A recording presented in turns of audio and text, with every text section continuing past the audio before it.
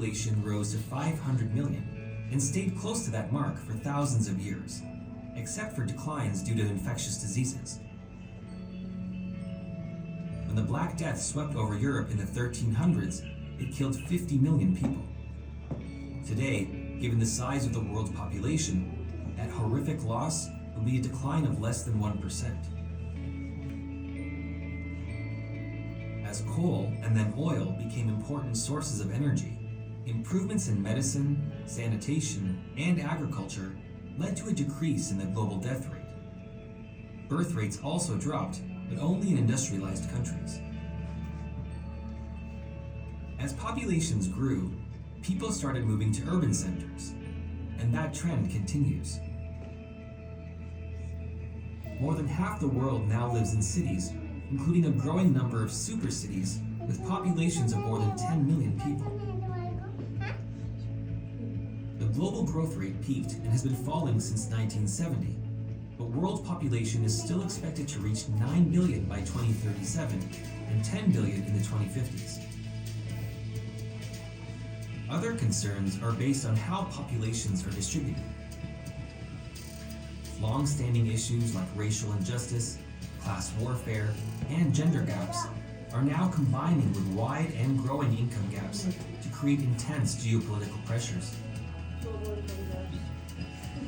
The struggle for power became especially dangerous after World War II, as the USA and the former Soviet Union engaged in a nuclear arms race that would eventually include 7 other countries.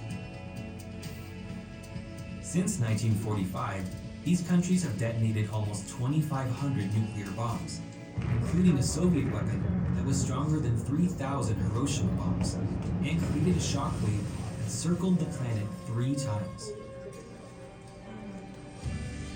The nuclear threat peaked in 1962 with the Cuban Missile Crisis, and the arms race officially ended in 1970. But nuclear weapons are still a concern, since the current global arsenal would wipe out all life on Earth many times over. Canada has no nuclear weapons and is known as a nation of peacekeepers and a haven for refugees. But we also have resources that may be the focus of future conflicts. Canada has about 20% of the world's fresh water, for example, and Saskatchewan is a major source of high-grade uranium. Uranium exports are tightly controlled to ensure their own use for peaceful purposes. But nuclear weapons are still a concern here, since there are so many in the USA, including almost 1,800 in North Dakota and Montana. Around the world, the effects of disparities and power struggles are especially clear in low-income areas, including rural and urban Indigenous communities.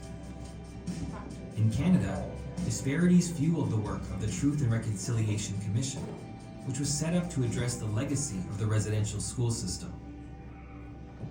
The Commission's 94 calls to action show how complex these issues can be. In the end, population and equity issues need to be addressed alongside environmental concerns, since they're interrelated.